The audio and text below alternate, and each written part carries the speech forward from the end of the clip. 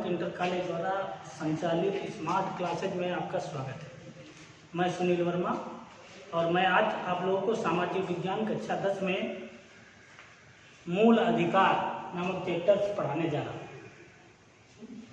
सबसे पहले आप जो है मूल अधिकार ये संविधान के भाग 3 में वर्णित किए गए हैं। इसके अंतर्गत जो है जब मूल संविधान था हमारा, उस मूल संविधान में 7 मूल अधिकार थे। कितने मूल अधिकार थे? 7। तो मूल अधिकार इनमें पहला जो मूल अधिकार है वो है समानता का अधिकार। समानता का अधिकार इस अधिकार के अंतर्गत भारत के प्रत्येक नागरिक, चाहे वो जिस जाति, धर्म, वर्ग या लिंग के, सभी को कानून या संविधान की नज़र में समानता का अधिकार प्राप्त है। और भारतीय संविधान के अनुच्छेद 14 से 18 तक इस अधिकार का वर्णन भारतीय संविधान में किया गया है। इसके अतिरिक्त जो मूल अधिकार हैं वो भारतीय संविधान के अलावा सभी देशों के संविधानों में इनका वर्णन किया गया, क्योंकि मूल अधिकार मानव के लिए बहुत ही इम्पोर्टेंट है, महत्वपूर्ण है। इनके अभाव में कोई भी व्यक्ति अपना संपूर्ण विकास नहीं करता है या नहीं कर सकता है। और इसीलिए भारतीय संविधान में भी 7 मूल अधिकारों की व्यवस्था की गई, जिसका विवरण मैं आपको पहले से दे रहा हूँ। तो पहला मूल अधिकार के अतिरिक्त 6 और मूल अधिकार थे। उन 6 मूल अधिकारों में यानी टोटल जो 7 मूल अधिकार बने, इन 7 में संपत्ति के अधिकार को भारत के संविधान से हटाया जा चुका है। 1979 में 44वें संवैधानिक संशोधन के द्वारा इसे मूल अधिकार की श्रेणी से हटा करके उसे एक कानूनी अधिकार में सम्मिलित कर दिया। इसलिए हम आपको सबसे पहले जो वर्तमान में 6 मूल अधिकार हैं उनका विवरण आपको देंगे। शेष संपत्ति के अधिकार का विवरण इसमें हम आपको नहीं, क्योंकि उसे 1979 में 79 में मूल अधिकारों की श्रेणी से हटाया जा चुका है। तो सबसे पहले हम आपको समानता का अधिकार बता चुके हैं। समानता का अधिकार का तात्पर्य भी आपको हम बता चुके हैं। और दूसरा जो अधिकार है वो है स्वतंत्रता का अधिकार। कौन सा? स्वतंत्रता का अधिकार।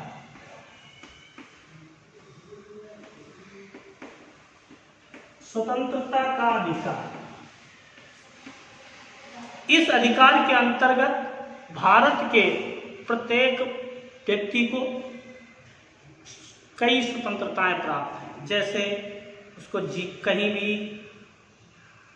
अपना निवास करने की स्वतंत्रता, भारत के किसी भी राज्य में उसे निवास करने की स्वतंत्रता प्राप्त है। इसके अलावा अपना व्यापार व्यवसाय अपनाने की स्वतंत्रता है। और इस अधिकार का जो विवरण है अनुच्छेद 19 से 22 तक दिया है। अनुच्छेद 19 से अनुच्छेद 22 तक, अनुच्छेद 19 से अनुच्छेद 22 तक इस का विवरण दिया गया है। इसका जो मुख्य उद्देश्य है, स्वतंत्रता मनुष्य के लिए अति आवश्यक है और बिना स्वतंत्रता के मनुष्य अपना विकास नहीं कर सकता है। इसीलिए इस स्वतंत्रता के अधिकार का जो है विवरण संविधान में दिया गया, ताकि कोई भी सरकार व्यक्ति के इस मूल अधिकार का हनन न कर सके। इसके अतिरिक्त तीसरा जो मूल अधिकार है जो भारतीय संविधान द्वारा भारतीय नागरिकों को प्रदत्त किया गया, वो है शोषण के विरुद्ध अधिकार। शोषण के विरुद्ध अधिकार। शोषण के विरुद्ध अधिकार। इस अधिकार के अंतर्गत हम अपने आप को या प्रत्येक भारत का नागरिक अपने आप को किसी भी दूसरे व्यक्ति द्वारा किए जाने वाले शोषण से बचा सकता है। और अगर उसका शोषण किसी व्यक्ति द्वारा किया जाता है या किसी अधिकारी या सामाजिक प्रभुता प्राप्त व्यक्ति के द्वारा किया जा सकता है तो कानूनी शरण ले सकता है। और इस अनुच्छेद का विवरण जो है संविधान के भाग 3 के अंतर्गत अनुच्छेद 23 और 24 में दिया है। अनुच्छेद 23 से 24 में दिया है। इसके अंतर्गत समाज के गरीब, कमजोर, मजदूर वर्गों के हितों की रक्षा के लिए इस अधिकार को जो है मूल अधिकारों की श्रेणी में रखा गया। इसके अंतर्गत जैसे लोगों द्वारा दूसरे से बेकार लेना, बंधुआ मजदूरी और अन्य जो सामाजिक समस्याएं पूर्ववर्ती समय से चली आ रही थी उनका अंत करने के लिए शोषण के विरुद्ध अधिकार को, ताकि आपका कोई शोषण न कर सके, आपके कार्य का उचित प्रतिफल आपको प्राप्त हो सके, इसलिए इस अधिकार को मूल अधिकार की श्रेणी में रखा गया है। अगर इन अधिकारों का हनन होता है तो इसके लिए संविधान में जो छठा संवैधानिक उपचारों का अधिकार है उस अधिकार को इसमें समाहित किया गया है, मूल अधिकारों में समाहित किया गया है, ताकि अगर व्यक्ति के मूल अधिकारों का हनन होता है तो व्यक्ति न्यायालय की शरण ले सकता है। इसके अतिरिक्त जो नेक्स्ट चौथा जो मूल अधिकार है यह है धार्मिक स्वतंत्रता का अधिकार। धार्मिक स्वतंत्रता के अधिकार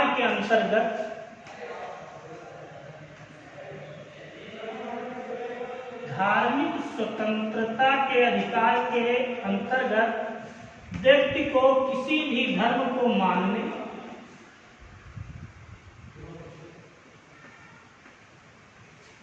का पूर्ण अधिकार प्राप्त है। कोई भी व्यक्ति किसी भी धर्म को मान सकता है। धार्मिक जो क्रियाकलाप हैं, पूजा की विधियां हैं, उनको अपना सकता है और अपने धर्म के विकास के लिए जो सदकार्य है वो कर सकता है, ताकि जो है उसके धर्म का विकास हो सके, लेकिन उससे कानून या किसी दूसरे के मूल अधिकारों पर कोई प्रभाव न पड़ता। संस्कृति, इसके अतिरिक्त जो है जो पांचवा मूल अधिकार है वो है संस्कृति तथा शिक्षा संबंधी अधिकार। संस्कृति एवं शिक्षा संबंधी अधिकार।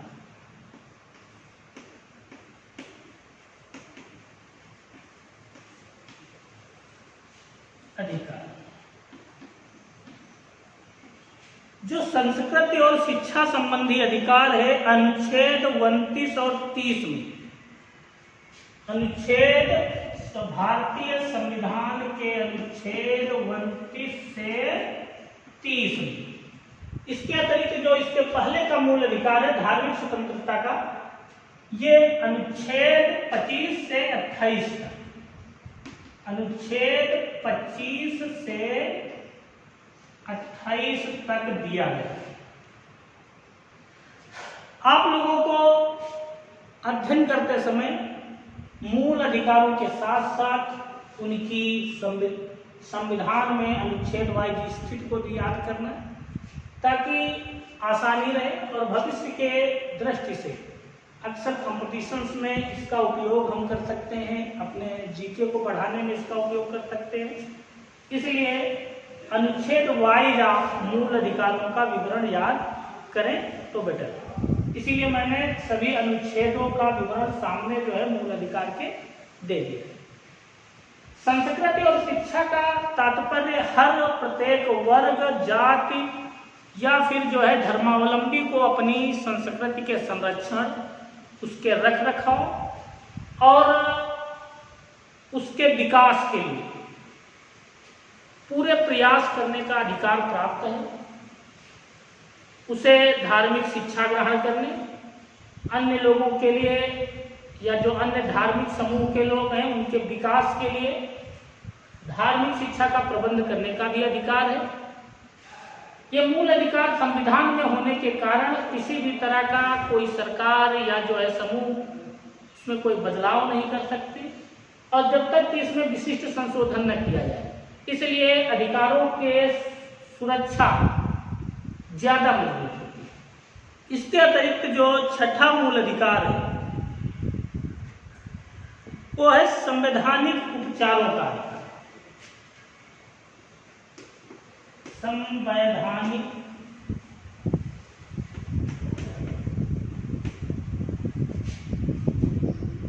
उपचारों का अधिकार।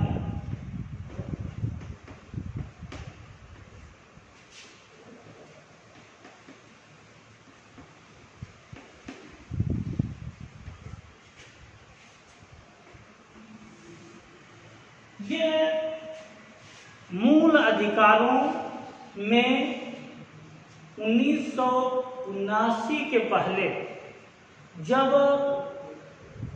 सातवां मूल अधिकार, जिसको संपत्ति का अधिकार कहते हैं, उस मूल अधिकार को जब तक मूल अधिकारों की श्रेणी से नहीं हटाया जाए तब तक ये सातवां मूल अधिकार है। लेकिन अब वर्तमान में ये छठा मूल अधिकार है। इसके अंतर्गत संविधान द्वारा पूर्ववर्ती शेष जो 5 मूल अधिकार हैं उनके संरक्षण की व्यवस्था की गई ताकि उन अधिकारों का कोई भी व्यक्ति हनन न कर सके। इसमें संविधान के द्वारा व्यक्ति के अगर मूल अधिकारों का हनन होता है तो 5 प्रकार के लेख जारी कर सकता है न्यायालय। यानी कोई भी व्यक्ति अगर उसके मूल अधिकारों का हनन होता है तो वो न्यायालय की शरण ले सकता है और न्यायालय से 5 प्रकार के लेख जारी किए जा सकते हैं। इन लेखों के अंतर्गत पहला लेख है बंदी प्रत्यक्षीकरण। पहला लेख है बंदी प्रत्यक्षीकरण।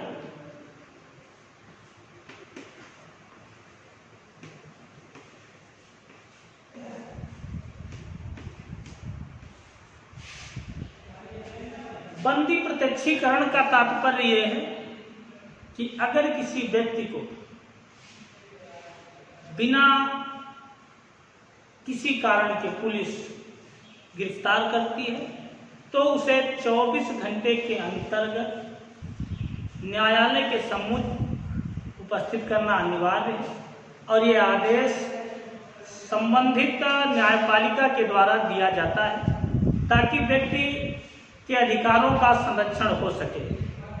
और अगर ऐसा संबंधित अधिकारी कोई जो इस बात का पालन नहीं करता है तो उसके विरुद्ध कार्रवाई की जा सकती है, कार्रवाई की अनुमति की जा सकती है। इसके अलावा जो दूसरा संवैधानिक उपचारों के अंतर्गत जो दूसरा अधिकार है वो है परमादेश। परमादेश ये भी एक विशिष्ट प्रकार का आदेश पत्र होता है जो न्यायपालिका द्वारा सर्वोच्च या फिर उच्च न्यायपालिका या उच्च न्यायालय 2 ही न्यायालयों के द्वारा जारी किया जा सकता है। शेष अन्य न्यायालयों द्वारा इसको जारी नहीं किया जा सकता। सर्वोच्च न्यायालय या उच्च न्यायालय में कोई भी व्यक्ति अपने मूल अधिकारों का हनन होने पर शरण ले सकता है। इसके द्वारा इसके अतिरिक्त जो है तीसरा जो संवैधानिक उपचारों के अंतर्गत अधिकार आता है वो है प्रतिषेध लेख। तीसरा है प्रतिषेध लेख।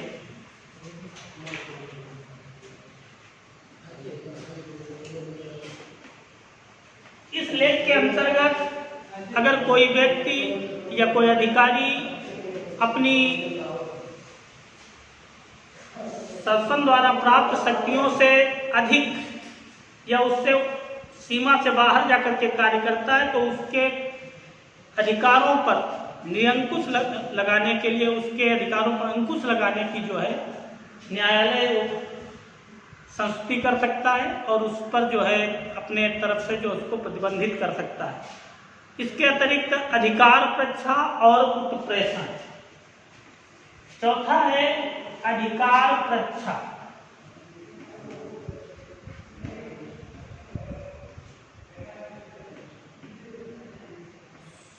और पांचवा है उत्प्रेषण।